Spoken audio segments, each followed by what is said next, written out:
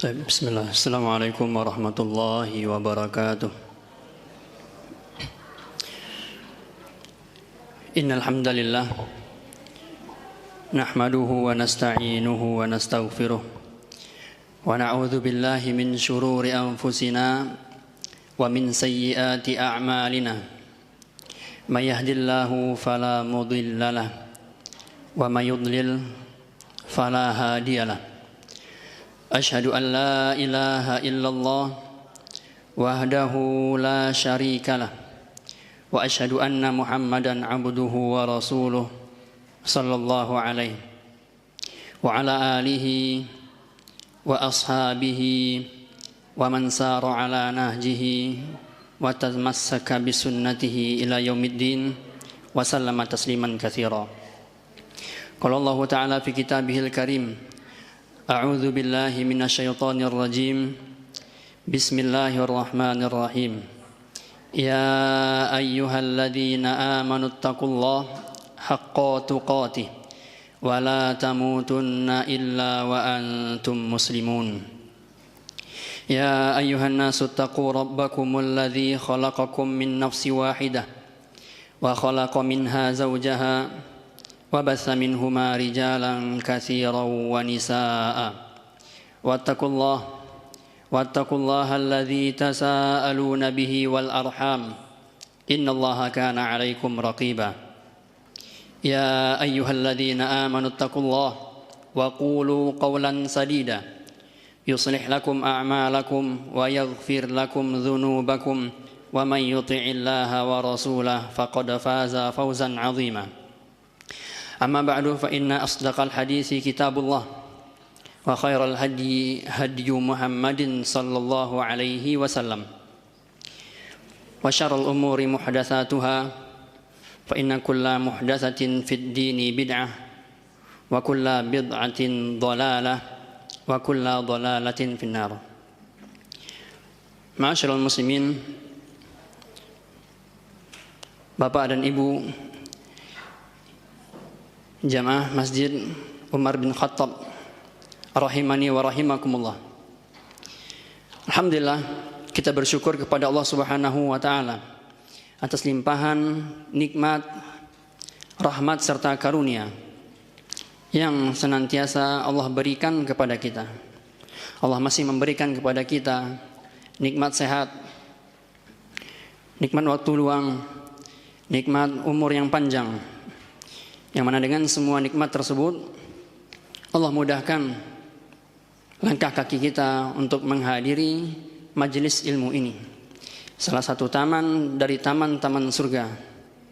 Mudah-mudahan kita berharap kepada Allah Subhanahu wa taala kita bisa selalu dan senantiasa mensyukuri nikmat-nikmat Allah tersebut, yang dengannya bisa meningkatkan ketakwaan kita kepada Allah Subhanahu wa taala. Salawat dan salam semoga tercurahkan kepada Nabi junjungan kita, Imamul Muttaqin, pemimpinnya orang-orang yang bertakwa, Khatimul Anbiya wal Mursalin, penutup para nabi dan para rasul, Nabiyuna Muhammad sallallahu alaihi wasallam. Dengan ucapan Allahumma shalli ala Muhammad wa ala ali Muhammad. Semoga salawat dan salam juga tercurahkan kepada keluarga beliau, anak istri beliau, sahabat-sahabat beliau, dan orang-orang yang senantiasa mengikuti beliau hingga hari kiamat kelak. Allahumma amin. Ma'asyiral muslimin, Bapak dan Ibu yang semoga dirahmati Allah Subhanahu wa taala. Pada kesempatan yang berbahagia ini, judul kajian kita adalah iman kepada Rasulullah Subhanahu wa taala. Judul kajian kita biidznillah taala iman kepada Rasulullah Subhanahu wa taala. Iman kepada Rasulullah Subhanahu wa taala merupakan salah satu rukun dari rukun iman yang dijelaskan oleh Allah Subhanahu wa taala dan juga disampaikan oleh hadis-hadis Rasulullah sallallahu alaihi wasallam, bahwasanya beriman kepada Rasulullah merupakan salah satu rukun dari rukun iman. Tema ini kita angkat berangkat dari beberapa pertanyaan. Di antara pertanyaan yang mendasar adalah, apakah kita dengan keadaan kita yang sekarang, dengan keilmuan yang Allah berikan kepada kita sekarang, dan dengan adanya kita di zaman yang serba mudah seperti sekarang ini, apakah kita sudah beriman kepada Rasul-Rasul Allah Subhanahu wa Ta'ala, apakah belum? Ini pertanyaan yang mendasar. Kita tanyakan kepada diri kita masing-masing, apakah kita sudah beriman kepada Rasul-Rasul Allah Subhanahu wa Ta'ala atau belum? Karena jangan sampai ketika kita mati nanti, kita bertemu dengan Allah Subhanahu wa Ta'ala, Allah bertanya kepada kita, apakah engkau sudah beriman kepada Rasul-Rasul yang aku utus sebelum Rasulullah Sallallahu Alaihi Wasallam? Maka dengan apa kita menjawabnya? Dengan apa kita menjawab pertanyaan tersebut? Kemudian pertanyaan lainnya yang menjadikan judul ini kita rasa penting untuk dipelajari adalah, bagaimana bentuk beriman kepada Rasul-Rasul Allah Subhanahu wa Ta'ala? Bagaimana aplikasi dari iman kepada Rasul Allah Subhanahu wa Ta'ala ini? Kalau seandainya ada saudara kita, teman-teman kita, rekan kerja kita, ataupun anak-anak kita bertanya kepada kita, wahai abi, wahai bapak, wahai papa, apakah engkau sudah beriman kepada Rasul-Rasul Allah atau belum? Atau bagaimana cara beriman kepada Rasul-Rasul Allah ini? Bagaimana kita menjawabnya? Apakah beriman dengan Rasul-Rasul Allah ini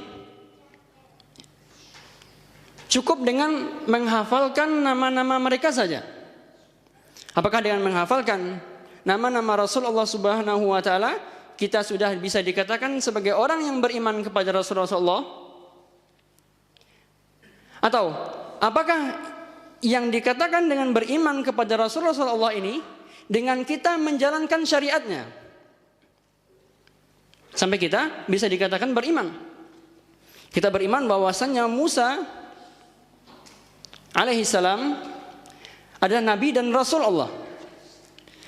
Apakah bukti kita beriman dengan hal tersebut, kita meyakini bahwasanya Musa ini, Nabi Musa alaihi salam adalah nabi dan rasul Allah, apakah dengan menjalankan syariatnya?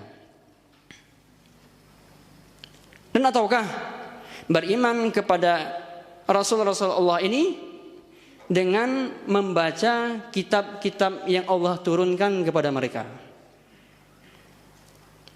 Nah, dari pertanyaan-pertanyaan yang banyak ini Bapak dan Ibu yang semoga dirahmati Allah Subhanahu wa Ta'ala, maka manakah jawabannya?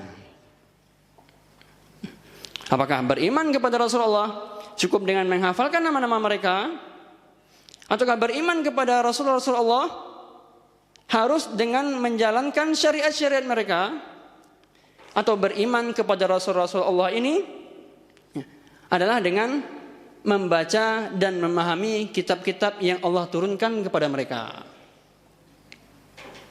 Atau ada pertanyaan-pertanyaan lain yang membuat kita bertanya-tanya, apakah hakikat yang sebenarnya dari iman kepada Rasul-Rasul Allah Subhanahu wa Ta'ala? Nah, maka insya Allah dalam beberapa menit ke depan kita akan bahas.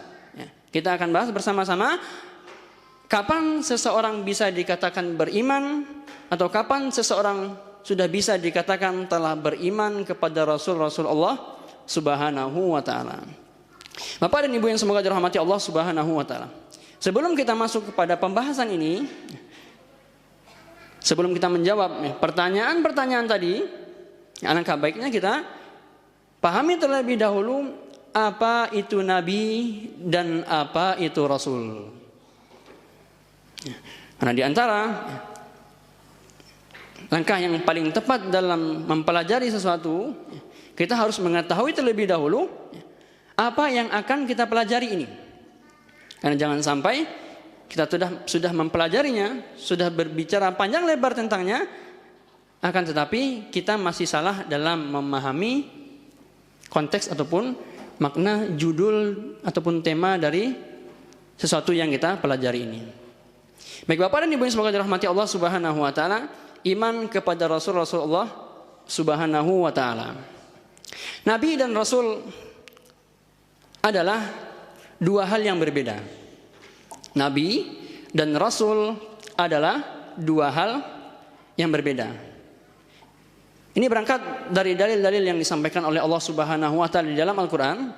Di antaranya firman Allah Subhanahu wa taala dalam surat Al-Hajj ayat 52. Allah Subhanahu wa taala berfirman, "Wa ma arsalna min qablika mir rasulin wala nabiyyin." Allah Subhanahu wa taala berfirman, dan kami tidak mengutus sebelum kamu seorang rasul pun dan tidak pula seorang nabi. Dalam ayat ini Allah Subhanahu wa taala membedakan antara nabi dan rasul. Ini alasan yang pertama. Kalaulah seandainya nabi dan rasul di sini artinya sama, tentu Allah tidak akan membedakan yang dua ini. Tentu akan datang dalam satu konteks saja, seperti misalnya Allah mengatakan mir rasulin saja atau min nabiyyin saja. Tapi Allah Subhanahu wa taala di dalam ayat ini membawa dua kalimat tersebut. Mir rasulin wala nabiyyin. Ya. Tidak seorang rasul pun dan tidak juga seorang nabi pun. Ini menunjukkan bahwasannya nabi dan rasul mempunyai makna yang berbeda. Ini dalil yang pertama. Dalil yang kedua, Bapak Ibu yang semoga dirahmati Allah Subhanahu wa taala, ada di dalam sebuah hadis. Hadis riwayat Imam Bukhari. Dalam hadis yang cukup panjang yang diriwayatkan melalui sahabat Al-Bara Ibn Azib, bahwasanya suatu ketika Rasulullah SAW mengajarkan kepada beliau, ketika engkau hendak tidur, kita akan bacakan saja terjemahannya, hadis yang cukup panjang. Ketika engkau hendak tidur, maka berwuduklah seperti wuduknya engkau akan sholat. Kemudian berbaringlah engkau pada sisi kanan dari tubuhmu. Jadi di sini ada dua sunnah yang disampaikan oleh Rasulullah SAW. Apa itu Bapak? Yang pertama, berwudu. Fatawaddo wudu'aka lis-shalah. Berwudulah engkau seperti wudunya engkau saat hendak melaksanakan salat. Dan sunnah yang kedua adalah berbaring ke sisi kanan. Berbaring ke sisi kanan. Ini beberapa faedah yang bisa kita ambil dari awal-awal hadis ini. Kemudian Rasulullah SAW mengajarkan kepada beliau, kemudian bacalah doa. Bacalah doa. Ini sunnah yang keberapa Bapak? Yang ketiga. Doa tersebut adalah Allahumma inni aslamtu wajhi ilaika wa fawwadtu amri ilaika wa alja'tu dhahri ilaika raghbatan wa rahbatan ilaika la malja'a wa la manja minka illa ilaika amantu bi kitabika alladhi anzalta wa nabiyyika alladhi arsalta waj'alhunna min akhiri kalamika. Ini ada sebuah atau beberapa doa yang diajarkan oleh Rasulullah SAW kepada beliau. Allahumma inni aslamtu wajhi ilaika wa fawwadtu amri ilaika. Oh ya Allah, sesungguhnya aku telah menyerahkan wajahku kepadamu. Wa fawwadtu amri ilaika, dan aku serahkan urusanku kepadamu. Wa alja'tu dhahri ilaika, dan aku bersandar hanya kepadamu. Raghbatan wa rahbatan, penuh harap dan rasa takut kepada engkau. La malja'a wa la manja minka ilaika, tidak ada tempat berlindung selain kepada engkau. Amantu bi kitabikal ladzi anzalta, aku beriman kepada kitab yang engkau turunkan. Wa nabiyyikal ladzi arsalta, dan aku beriman kepada nabi yang engkau utus. Waj'alhunna min akhiri kalamika, dan jadikan doa ini, kata Rasulullah SAW, menjadi penutup malammu. Artinya tidak ada yang engkau ucapkan setelah doa ini sebelum tidurnya engkau. Fa in mutta min lailatika, dan kalau seandainya engkau mati pada malam itu, mutta wa anta 'alal fitrah, maka engkau mati dalam keadaan fitrah. Engkau mati dalam keadaan Islam. Kemudian Rasulullah SAW berkata, para sahabat ini yang meriwayatkan hadis ini berkata, qal faradatuhunna li astadhkirahunna fakultu amantu bi rasulika alladzi arsalta. Kemudian aku mengulangi doa ini ya, agar aku tidak melupakannya, agar aku tidak lupa. Maka aku berkata, beliau mengulangi doa ini, amantu bi rasulika alladzi arsalta. Aku beriman kepada Rasul engkau yang engkau utus. Qal, kemudian Rasulullah SAW berkata, qul amantu bi nabiyyikal ladzi arsalta. Tidak, jangan engkau katakan amantu bi rasulikal ladzi arsalta, tapi katakanlah amantu bi nabiyyikal ladzi arsalta. Tapi katakanlah ya, aku beriman kepada nabi yang engkau utus. Jadi saat sahabat ini mengulangi doa yang diajarkan oleh Rasulullah SAW tadi, beliau mengatakan amantu bi rasulika alladzi arsalta. Aku beriman kepada Rasul yang engkau utus. Padahal Rasulullah SAW mengajarkan apa? Amantu bi nabiyyikal ladzi arsalta. Ya, aku beriman, katakanlah, aku beriman kepada nabi yang engkau utus. Ya, diajarkan oleh Rasulullah SAW dengan kata-kata nabi, bukan kata-kata rasul. Nah, para ulama menjadikan hadis ini sebagai bukti ataupun hujjah yang menunjukkan bahwasannya kata-kata nabi dan kata-kata rasul itu mempunyai makna yang berbeda. Kalaulah seandainya kata-kata nabi dan kata-kata rasul ini mempunyai makna yang sama, tentu Rasulullah SAW tidak akan membenarkan, ya, tidak. Tentu Rasulullah SAW tidak akan menyalahkan ya sahabat Al-Barra ini. Ya, jadi ini merupakan dalil yang kedua yang menunjukkan bahwasannya kata-kata Nabi dan Rasul ini mempunyai makna yang berbeda. Bapak dan Ibu yang semoga dirahmati Allah Subhanahu wa taala. Sengaja hal ini di awal-awal kita sampaikan. Padahal kita belum berbicara masalah apa itu pengertian ataupun definisi dari Nabi dan apa itu definisi dari Rasul. Ya, kita belum berbicara tentang definisi ataupun pengertian dari dua kata ini. Tapi sengaja hal ini, ya, perbedaan antara keduanya kita sampaikan di awal-awal, ya, karena di sana terdapat ya, ataupun ada keyakinan yang mengatakan bahwasannya Nabi dan Rasul itu dianggap mempunyai makna yang sama. Di antaranya, ya, pendapatnya yang dinukilkan dari beberapa tokoh dari kelompok Mu'tazilah. Nah, di antara mereka ada yang menganggap kata-kata Nabi dan kata-kata Rasul ini mempunyai makna yang sama. Nah, di antara ya, ulama mereka ataupun tokoh dari Mu'tazilah ini ya, yang berkata demikian adalah Al-Qadhi Abdul Jabbar Al-Mu'tazili. Namanya adalah Al-Qadhi Abdul Jabbar namanya. Al-Mu'tazili, seorang Mu'tazilah. Dia mengatakan, ketahuilah bahwa tidak ada perbedaan antara istilah Nabi dan istilah Rasul. Nah, ini dinukilkan dari kitab Syarah Ushulul Khamsah. Nah, Ushulul Khamsah ini merupakan salah satu ya, keyakinan dari firqah Mu'tazilah. Ya, Mu'tazilah ini adalah salah satu firqah ataupun kelompok yang sesat, yang disesatkan oleh banyak ulama. Dan para ulama bersepakat bahwasanya mereka kelompok Mu'tazilah ini merupakan kelompok yang sesat. Untuk mempelajari hal ini tentu kita butuh satu muhadarah khusus untuk mempelajari kapan berdirinya kelompok ini, siapa tokoh-tokohnya, bagaimana keyakinan mereka dan lain sebagainya. Nah, akan tetapi hal ini tidak menjadi satu kekhususan dalam keyakinan Mu'tazilah, ya. Akan tetapi ada beberapa ulama dari mereka, dari Mu'tazilah juga, yang membedakan antara pengertian dari Nabi dan Rasul ini. Baik, Bapak dan Ibu semoga dirahmati Allah Subhanahu wa taala.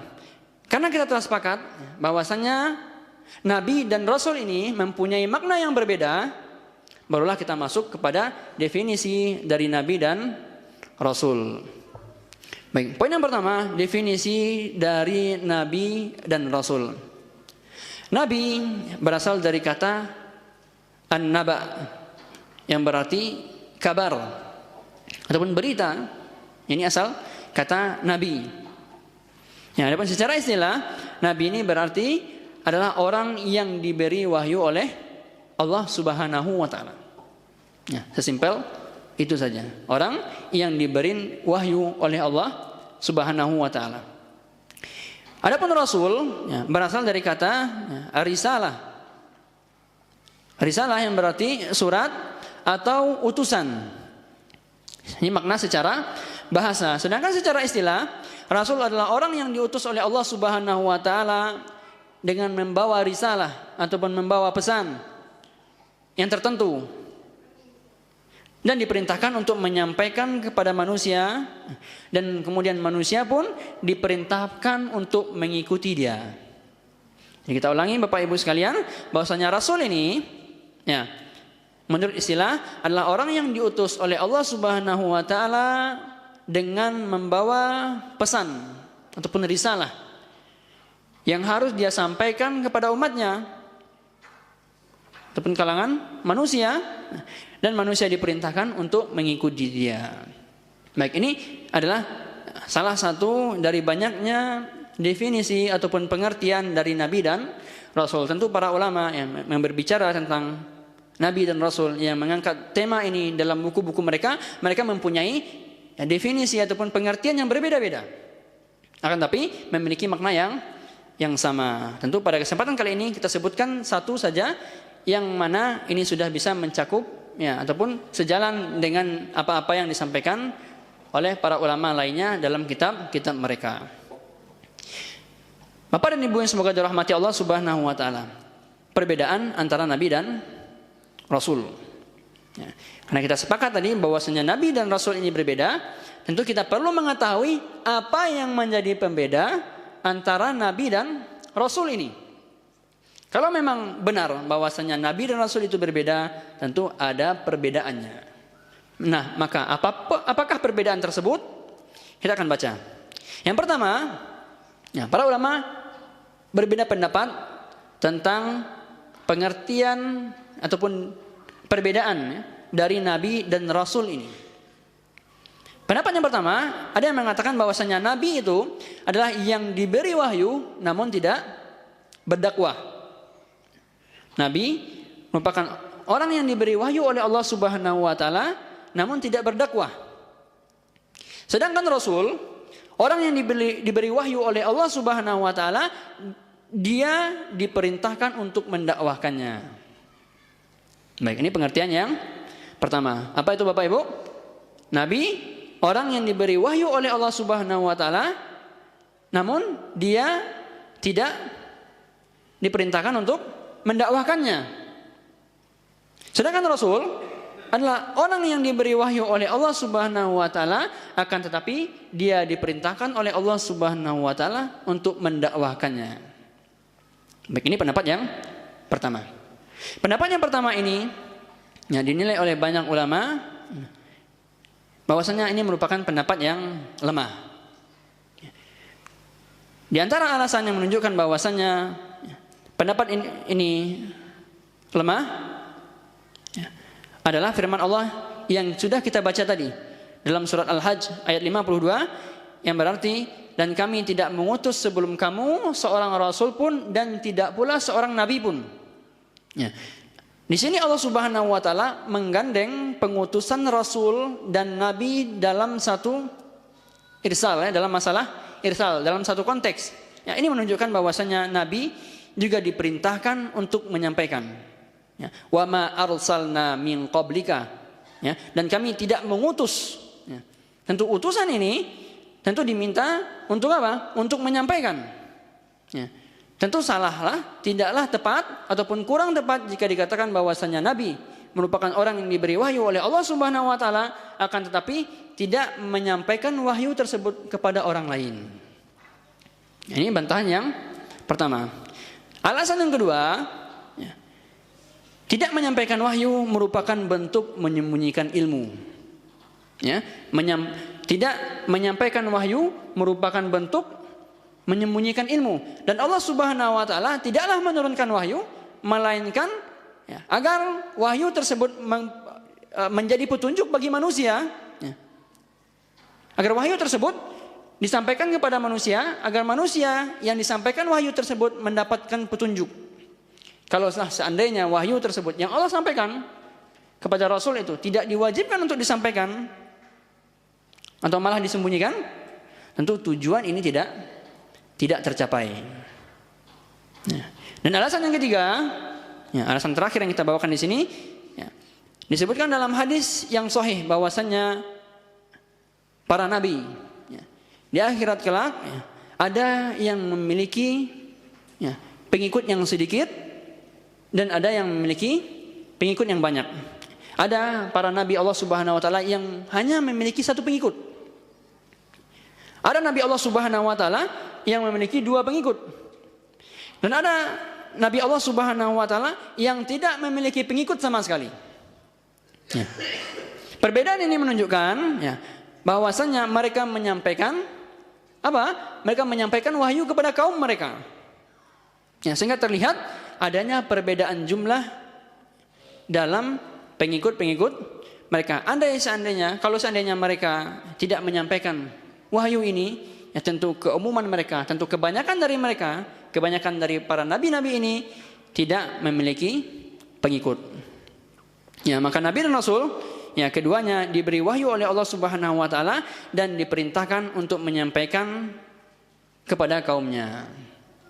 Ya. Bapak Ibu semoga dirahmati Allah Subhanahu wa taala, itulah pendapat pertama, ya, bahwasanya nabi ini tidak diperintahkan untuk mendakwahkan wahyu tersebut, sedangkan Rasul diperintahkan untuk mendakwahkannya. Pendapat yang kedua, yang menjadi perbedaan antara Nabi dan Rasul ini. Rasul diutus oleh Allah Subhanahu wa taala untuk ya, dengan membawa syariat yang baru. Ya, sedangkan Nabi diutus oleh Allah Subhanahu wa taala tidak membawa syariat yang baru. Akan tetapi mereka hanya menjalankan dan mendakwahkan syariat yang dibawa oleh Rasul sebelumnya. Baik, kita ulangi Bapak. Apa pendapat yang kedua? Pendapat yang kedua mengatakan bahwasanya Rasul adalah orang yang diutus oleh Allah Subhanahu wa taala dengan membawa syariat yang baru. Sedangkan Nabi adalah orang yang diutus oleh Allah Subhanahu wa taala namun tidak membawakan syariat yang baru, akan tetapi mereka hanya membawa ataupun menjalankan dan mendakwahkan syariat yang dibawa oleh nabi-nabi sebelumnya. Nah, pendapat yang kedua ini juga ada kekurangan. Ya, kenapa? Ya, karena ada rasul yang Allah Subhanahu wa taala utus, ada rasul-rasul yang diutus oleh Allah Subhanahu wa taala, akan tetapi mereka tidak membawa syariat yang baru. Siapa di antaranya Bapak? Nabi Ismail. Ya, Nabi Ismail merupakan nabi dan rasul Allah Subhanahu wa taala. Akan tetapi Nabi Ismail ini tidak datang atau tidak membawakan syariat yang baru.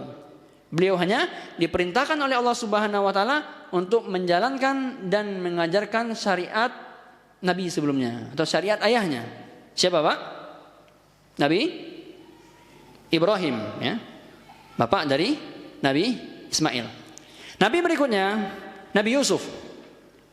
Nabi Yusuf merupakan seorang nabi, juga merupakan seorang rasul. Akan tapi Nabi Yusuf ini tidak membawakan syariat yang baru. Akan tetapi beliau hanya menyeru ataupun mendakwahkan syariat yang dibawa oleh Nabi Ibrahim alaihi wassalam. Dan nabi yang berikutnya, Nabi Harun. Nabi Harun merupakan seorang rasul juga. Akan tetapi beliau tidak membawakan syariat yang baru, melainkan beliau hanya membawa ataupun mendakwahkan syariat yang dibawa oleh Nabi Musa alaihi salam. Nah, dari tiga ini, dari tiga contoh nabi-nabi ini, batallah pendapat yang kedua yang mengatakan bahwasanya Rasul itu adalah orang yang diutus Allah dengan syariat yang baru. Ini terbantah oleh nabi-nabi yang kita sebutkan barusan. Terbantah oleh rasul-rasul yang kita sebutkan barusan, Nabi Ismail, Nabi Yusuf, dan Nabi Harun. Ketiganya ini merupakan rasul-rasul Allah, akan tetapi mereka tidak datang dengan syariat yang baru, melainkan mereka hanya meneruskan ataupun mendakwahkan syariat yang dibawa oleh nabi-nabi sebelumnya. Maka batalah pendapat yang kedua. Pendapat yang ketiga yang mengatakan perbedaan, tentang perbedaan antara nabi dan rasul. Mereka mengatakan nabi tidak diutus kepada kaum yang menentang mereka. Tidak diutus kepada kaum yang menentang, atau tidak diutus kepada kaum yang belum ada syariat sebelumnya. Adapun rasul, mereka ini diutus kepada kaum yang menentang syariat, atau kepada kaum yang belum ada syariat sama sekali. Contohnya siapa? Contohnya Nabi Nuh alaihi salam. Beliau merupakan seorang rasul, di mana tidak ada rasul sebelum beliau. Adapun nabi-nabi sebelum Nabi Nuh banyak. Akan tetapi Nabi Nuh alaihissalam merupakan rasul yang pertama. Nah, ketika Nabi Nuh alaihissalam datang kepada kaumnya menentang beliau. Karena Nabi Nuh adalah rasul yang pertama. Nabi SAW bersabda tentang hadis syafaat ketika di padang mahsyar kelak, bahwasanya mereka ataupun umat manusia ketika itu mereka berbondong-bondong mendatangi Nabi Nuh. Lalu mereka berkata, "Ya Nuh, anta awwalur rusul ila ahlil ard." Wahai Nuh, engkau adalah rasul yang pertama yang diutus ke muka bumi. Yang disampaikan dalam sebuah hadis Rasulullah SAW tentang syafaat. Nah, pendapat ini yang mengatakan bahwasannya Nabi itu diutus kepada kaum yang menentang, dan Rasul diutus kepada kaum yang tidak menentang, sedangkan Rasulullah diutus kepada kaum yang menentang. Ini merupakan pendapat yang dikuatkan oleh Syekhul Islam Ibnu Taimiyah, dan merupakan pendapat yang kita lihat lebih kuat, wallahu taala a'lam. Baik Bapak Ibu yang semoga dirahmati Allah Subhanahu wa taala. Poin yang berikutnya yang perlu kita ketahui tentang Nabi dan Rasul ini, tentang jumlah mereka. Berapakah jumlah Nabi dan Rasul Allah Subhanahu wa taala? Berapa Bapak? Jumlah Nabi Allah? 100? 200? 300? 1000? Ada yang tahu Bapak? 124.000. Ya, benar ya. Sampaikan dalam sebuah hadis, bahwasanya para sahabat bertanya kepada Rasulullah, "Ya Rasulullah, kamil mursalun?" Hadis yang berikutnya sebelumnya yang disampaikan dalam hadis ini, para sahabat bertanya terlebih dahulu tentang jumlah Rasul. Jumlah Rasul ada berapa Bapak? Yang disebutkan dalam hadis, jumlah Nabi benar 124.000. Sedangkan jumlah Rasul 300? 13? 15? Ya, ada perbedaan pendapat di kalangan para ulama. Nah, hadis-hadis yang berbicara tentang itu banyak, dan para ulama banyak memberi catatan kepada hadis-hadis yang menyampaikan tentang jumlah Nabi dan Rasul ini. Di antaranya sebuah hadis yang bisa kita pegang adalah hadis riwayat Imam Ahmad. Ketika para sahabat bertanya kepada Rasulullah, kamil mursalun, berapakah jumlah rasul-rasul wahai Rasulullah? Qal salasu mi'atin wa bid'a asyar. Ya, jumlah rasul itu ada sebanyak 300 sekian belas. Ya. Disebutkan dalam hadis Rasulullah sallallahu alaihi wasallam jamman ghafiran, jumlah mereka sangat banyak. Wa qala maratan, kemudian beliau bersabda khamsa asyar. Ya, beliau berkata sekali lagi 15.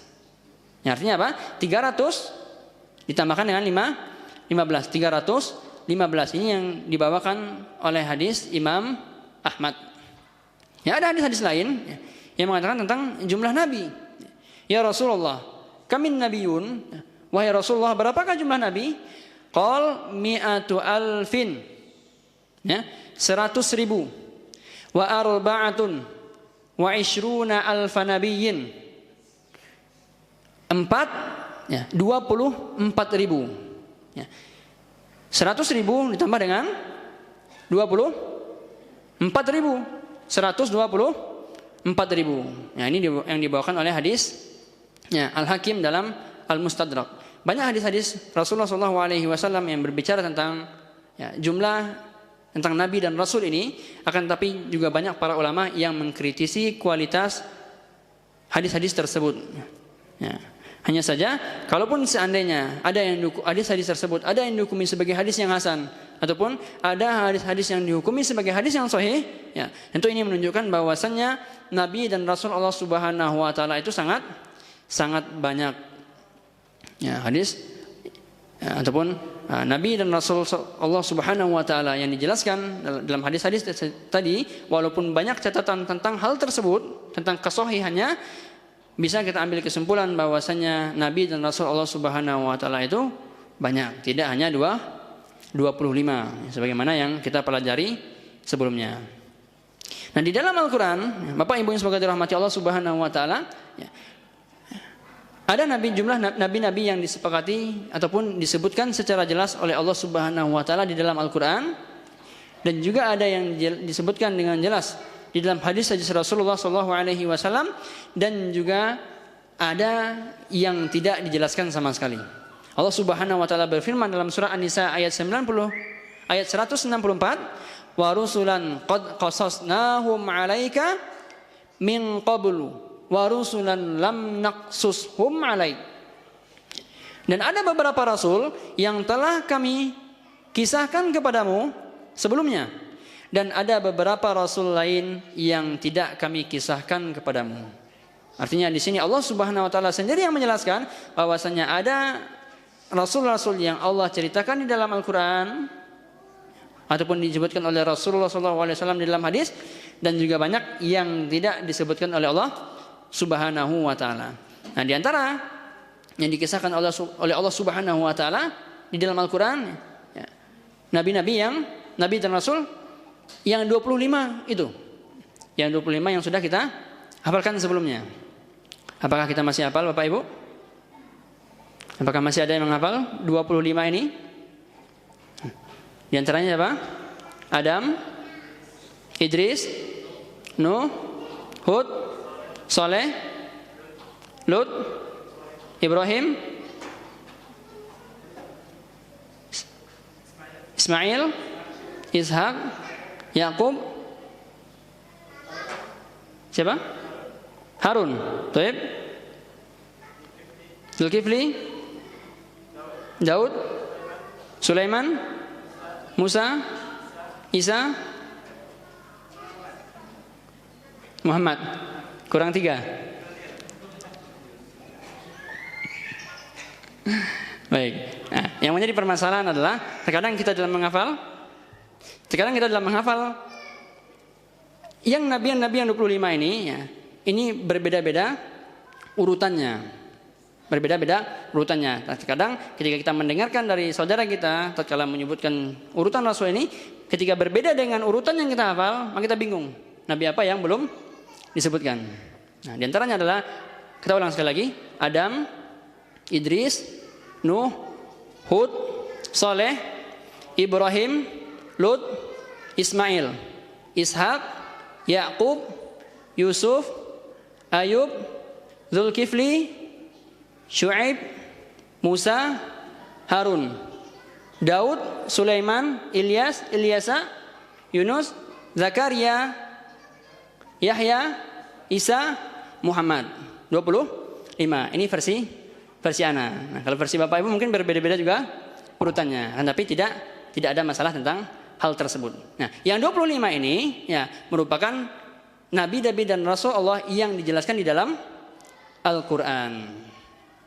Nah, ada lagi yang dijelaskan dalam hadis-hadis Rasulullah Shallallahu Alaihi Wasallam. Ya, di antaranya siapa? Ada yang tahu Bapak?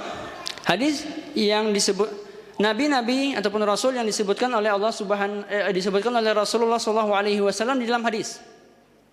Di antaranya anak Nabi Adam, Nabi Syit. Ini merupakan anak dari Nabi Adam. Dan juga ada Nabi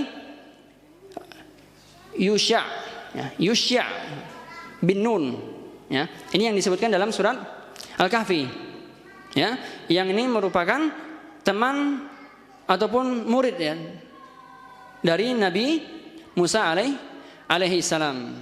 Ya, ini beberapa ya, yang Anda ketahui, dua dari beberapa nabi-nabi yang disebutkan dalam hadis Rasulullah Shallallahu Alaihi Wasallam. Dan ada juga nabi yang diperselisihkan, ya, nabi ataupun orang yang diperselisihkan kenabiannya. Di antaranya siapa Bapak? Ada yang tahu? Zulkarnain. Ada yang mengatakan ini merupakan seorang raja.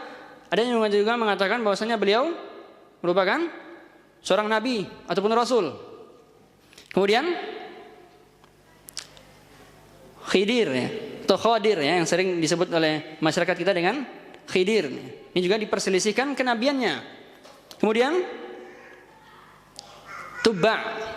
Ya, ini disebutkan di dalam Al-Qur'an. Lupa surat apa? Wa qaumu Tubba.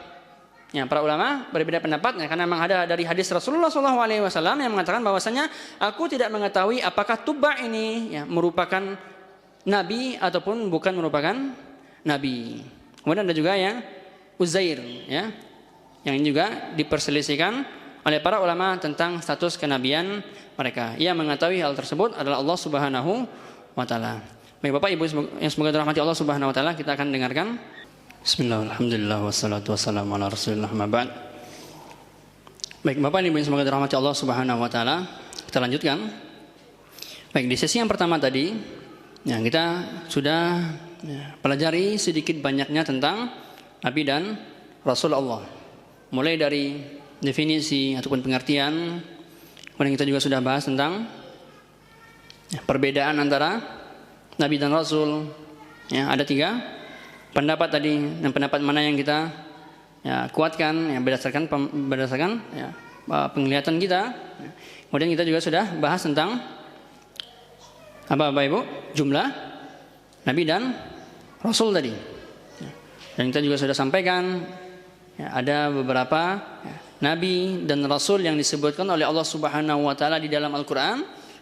Ada yang disebutkan oleh Rasulullah SAW di dalam hadis, dan banyak yang tidak disebutkan oleh Allah Subhanahu wa taala di dalam Al-Qur'an dan juga di dalam hadis Rasulullah sallallahu alaihi wasallam. Dan juga ada beberapa nama ya, ataupun orang soleh ataupun wali ya, yang diperselisihkan status kenabian mereka oleh para ulama.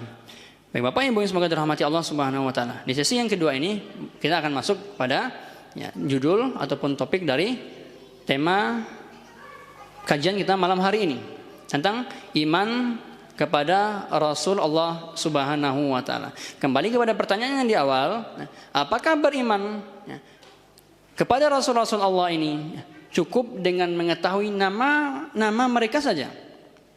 Ataukah beriman kepada Rasul-Rasul Allah cukup dengan harus dengan membaca kitab-kitab mereka? Ataukah beriman kepada Rasul-Rasul Allah ini harus dengan melaksanakan syariat-syariat mereka atau tidak?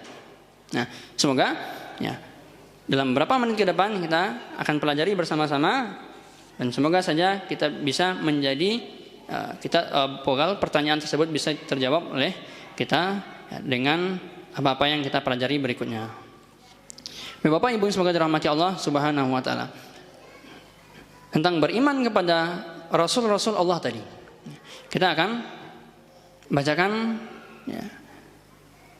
tulisan dari Syekh Muhammad Ibn Al-Utsaimin. Syekh Muhammad Al-Utsaimin tentang iman kepada Rasul-Rasul Allah ini, yang kita nukilkan dari kitab beliau Aqidah Ahlus Sunnah wal Jamaah, dari karangan beliau Syekh Muhammad Ibn Saleh Al-Utsaimin rahimahullahu taala. Nah, di antara bentuk iman kepada Rasul Allah Subhanahu wa taala disebutkan oleh beliau, wa nu'minu bi anna Allah taala ba'atsa ila khalqihi rusula. Kita beriman kepada Allah Subhanahu wa taala, kita meyakini bahwasanya Allah Subhanahu wa taala telah mengutus rasul-rasulnya kepada manusia. Dalilnya adalah Quran surat An-Nisa ayat 165. Allah Subhanahu wa taala berfirman, wa mubasysyirina wa mundzirin li'alla yakuna lin-nasi 'alallahi hujjatum ba'dar rusul. Allah Subhanahu wa taala berfirman, mereka kami utus selaku rasul-rasul pembawa berita gembira dan pemberi peringatan, agar supaya tidak ada alasan bagi manusia untuk membantah Tuhannya sesudah diutusnya rasul-rasul tersebut. Ya, ini bentuk iman kepada Rasul Allah. Ya. Yang pertama, bahwasanya kita mempercayai bahwasanya Allah Subhanahu wa taala telah mengutus rasul-rasulnya kepada manusia.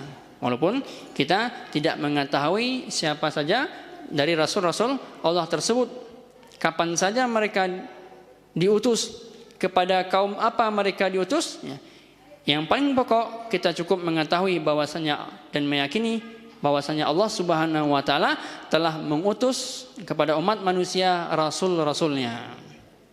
Ini yang pertama. Kemudian beliau melanjutkan, wa nu'minu bi anna awwalahum Nuhun wa akhirahum Muhammadun sallallahu alaihi wasallam. Ya.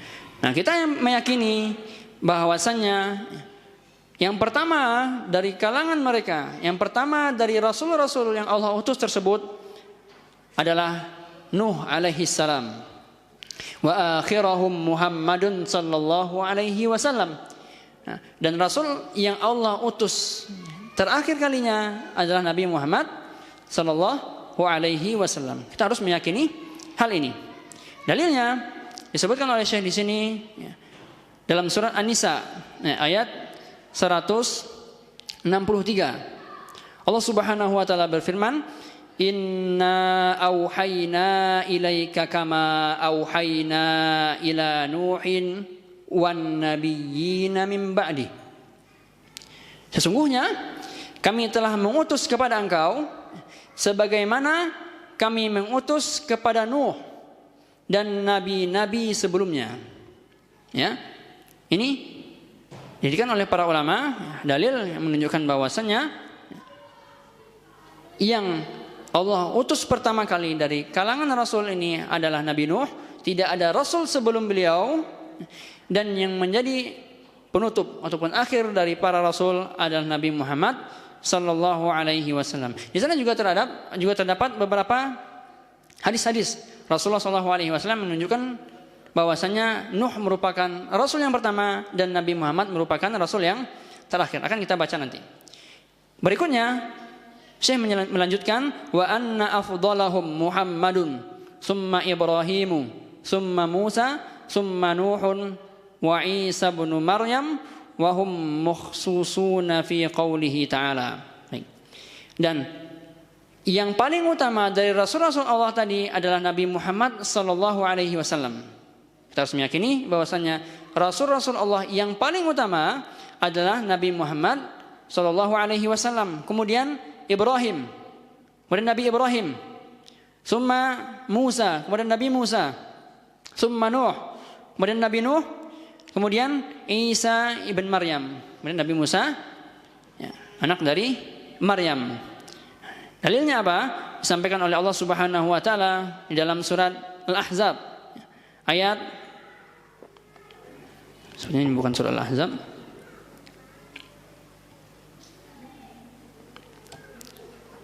Nah, ini bukan surat Al-Ahzab. Wa in akhadna minan nabiyyina mitsaqahum wa minka wa min Nuhin wa Ibrahim wa Musa wa Isa bin Maryam wa akhadna minhum mitsaqan ghalidha. Ini dalilnya. Baik. Karena poinnya masih banyak, Bapak Ibu semoga rahmati Allah Subhanahu wa taala, kita akan baca dengan cepat saja. Ya, mungkin pada beberapa dalil tidak kita akan bacakan. Nah, berikutnya di antara bentuk beriman kepada Rasulullah Subhanahu wa taala, kata Syekh di sini, wa nu'minu bi anna jami'ar rusuli basyarun makhluqun laisa lahum min khasa'isir rububiyyah syai'un. Kita meyakini bahwasanya semua rasul-rasul yang Allah utus tadi basyarun, mereka adalah dari kalangan manusia, makhlukun, makhluk Allah atau ciptaan Allah. Laisa lahum min khasa'isir rububiyyati syai'un. Mereka tidak memiliki sedikit pun ya, atau sekecil apapun dari kemampuan rububiyah Allah Subhanahu wa taala. Artinya apa? Mereka ini rasul-rasul Allah tadi, mereka hanyalah manusia biasa seperti kita. Ya, mereka tidak memiliki kemampuan rububiyah seperti menciptakan. Mereka tidak bisa ya, mengatur alam ini. Ya. Mereka bukan disifati dengan Al-Malik, penguasa langit dan bumi, tidak. Mereka hanya manusia biasa, basyarun makhlukun.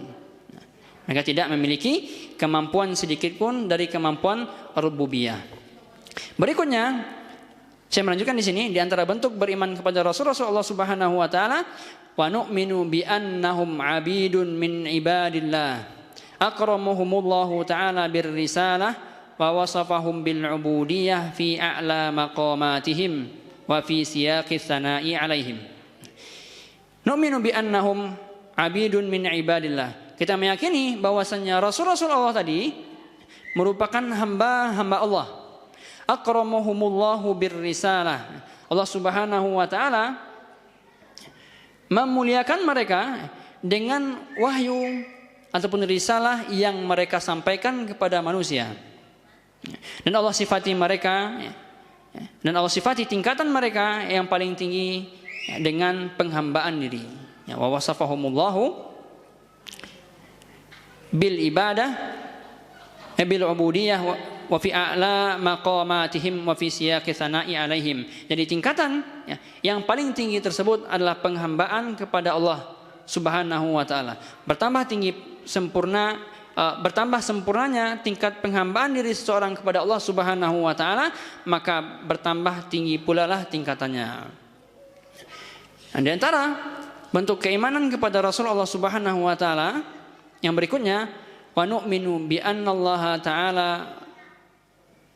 khatamar risalati bi risalati Muhammadin sallallahu alaihi wasallam wa arsalahu ila jami'in nas. Kita meyakini bahwasanya Allah Subhanahu wa taala menutup risalah ini, menutup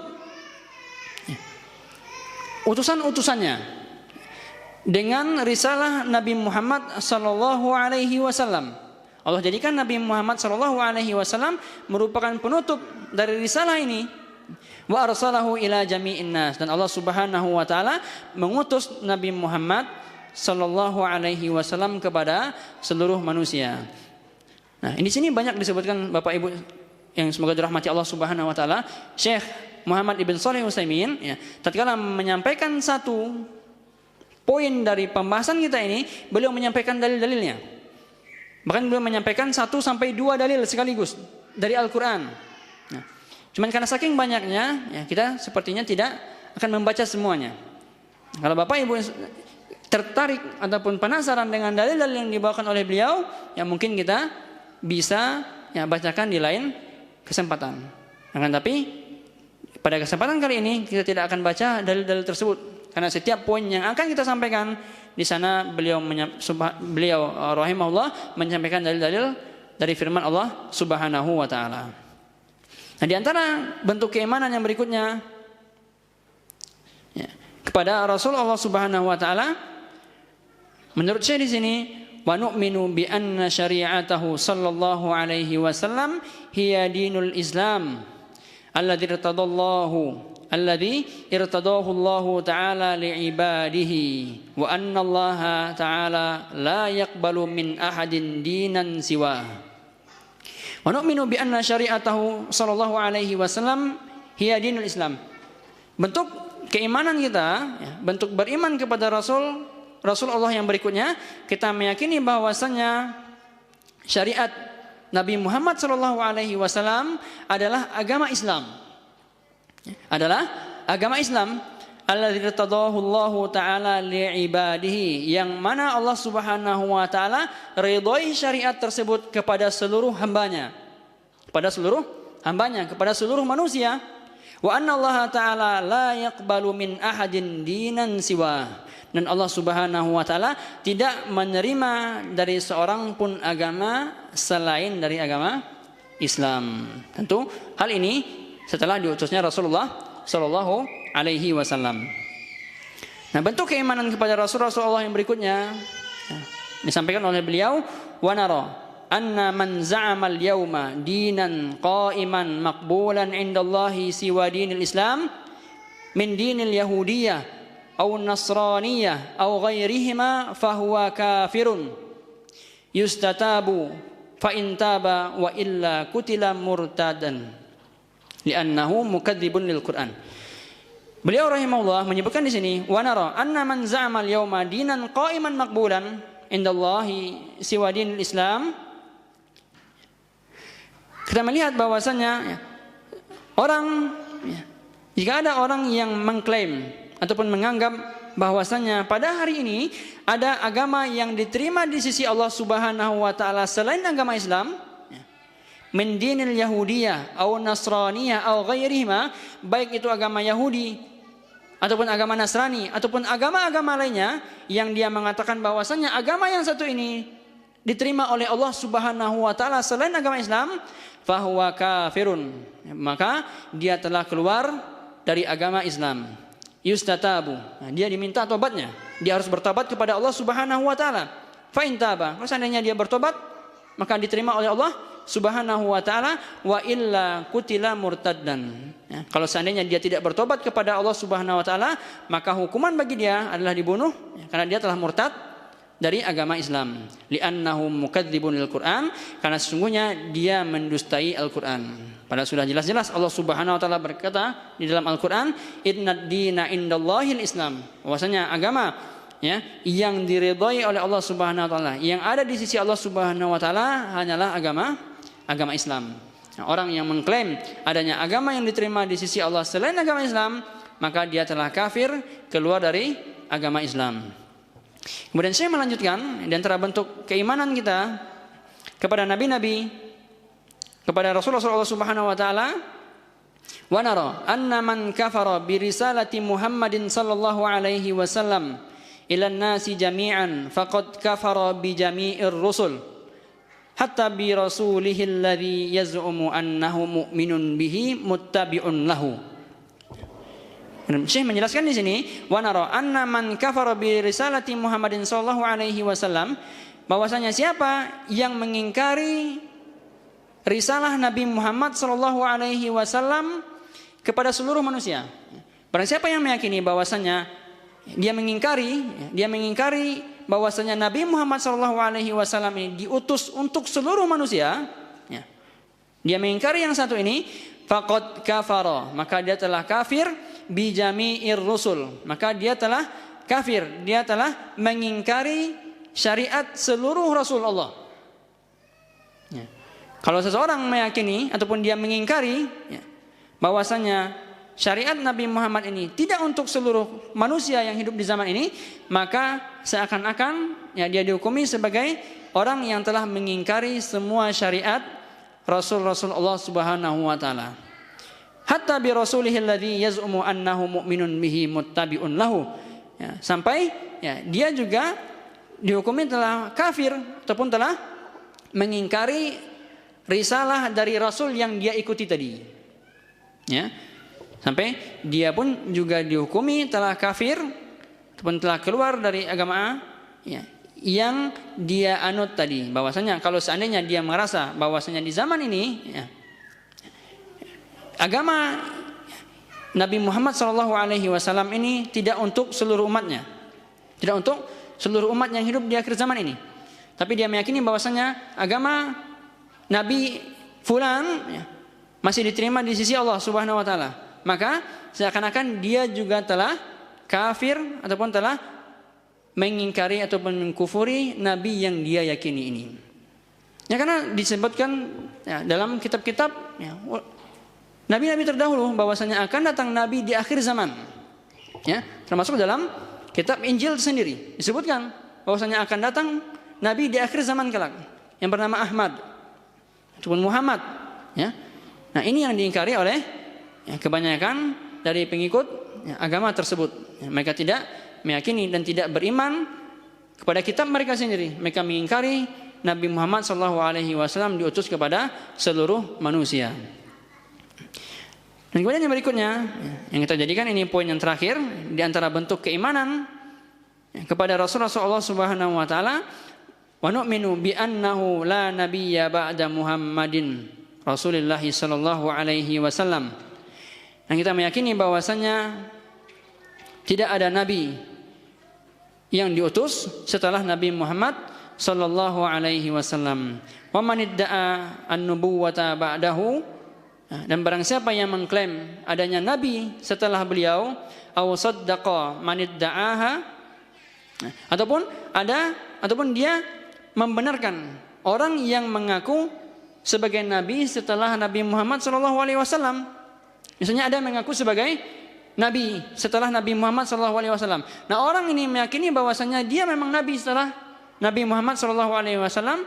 Kata Syekh di sini, fahuwa kafirun, maka dia telah kafir, telah keluar dari Islam, li'annahu mukadzibun lillah, karena dia sudah mendustai Allah Subhanahu Wa Taala, wa rasulihi, dan dia juga sudah berdusta kepada Rasulullah, kepada Rasulnya Sallallahu Alaihi Wasallam, wa ijma'il muslimin, dan juga telah ingkar atau mendustai kaum muslimin seluruhnya. Bapak Ibu yang semoga dirahmati Allah Subhanahu Wa Taala, itulah beberapa bentuk dari beriman kepada Rasulullah Allah Subhanahu Wa Taala. Nah, sebenarnya di luar yang kita sampaikan tadi masih banyak keimanan, bentuk-bentuk keimanan yang bisa ataupun yang harus kita ketahui tentang cara beriman kepada Rasul-Rasul Allah ini. Tapi pada kesempatan kali ini kita hanya bisa membaca sedikit saja dan juga membaca dari satu tulisan para ulama saja, yang mana kita nukilkan dari kitab Syekh Muhammad Ibn Shalih Al-Utsaimin yang berjudul Akidah Ahli Sunnah wal Jamaah, pada bab pembahasan tentang iman kepada Rasul-Rasul Allah Subhanahu Wa Taala. Nah semoga dengan yang sedikit ini kita bisa mengambil kesimpulan bahwasanya di antara bentuk keimanan kepada Rasul-Rasul Allah Subhanahu Wa Taala adalah dengan yang seperti ini. Kita meyakini bahwasanya Allah sudah mengutus Rasul-Rasulnya kepada semua umatnya, walaupun kita tidak mengetahui kapan, di mana, dan kepada umat apa Allah utus mereka. Kita juga meyakini bahwasanya Rasul yang pertama itu adalah Nabi Nuh alaihissalam, dan yang terakhir merupakan Nabi Muhammad SAW. Kita juga diminta meyakini bahwasanya hanya Islam, hanya Nabi Muhammad SAW yang menjadi Nabi pembawa risalah terakhir dari Allah Subhanahu Wa Taala. Tidak ada Nabi dan Rasul setelah beliau SAW. Kita juga diminta meyakini bahwasanya semua Rasul-Rasul Allah tadi, mereka itu hanyalah hamba Allah Subhanahu Wa Taala. Mereka tidak memiliki kemampuan sedikit pun, apalagi kemampuan yang dimiliki oleh Allah Subhanahu Wa Taala tentang penciptaan, pengaturan segala hal dan lain sebagainya. Nah, semoga dengan yang sedikit ini bisa memberi gambaran kepada kita tentang bagaimana cara beriman kepada Rasul-Rasul Allah Subhanahu Wa Taala. Ini yang bisa kita sampaikan pada kesempatan kali ini. Mohon maaf atas segala kekurangan dan kekhilafan, yang benar datang dari Allah Subhanahu Wa Taala dan yang salah ataupun tidak tepat datangnya dari ana sendiri. dan dari syaitanir rajim. Kita mohon ampun kepada Allah Subhanahu wa taala atas segala kekurangan dan kesalahan kita. Dan kita berharap semoga yang sedikit ini bisa menjadi pemberat timbangan amal kita di sisi Allah Subhanahu wa taala. Dan semoga hadirnya kita di majelis ilmu ini menjadi salah satu sebab dari sebab-sebab dimudahkannya kita masuk ke dalam surga Allah Subhanahu wa taala. Sebagaimana disebutkan oleh hadis Nabi sallallahu alaihi wasallam, "Man salaka tariqan yaltamisu fihi ilman sahalallahu lahu bihi tariqan ilal jannah." Barang siapa yang menempuh sebuah jalan dalam rangka menuntut ilmu, maka Allah akan mudahkan bagi dia jalan menuju surga. Kita tutup dengan doa kafaratul majlis. Subhanakallahumma wa bihamdika asyhadu an la ilaha illa anta astaghfiruka wa atubu ilaih. Wassalamualaikum warahmatullahi wabarakatuh.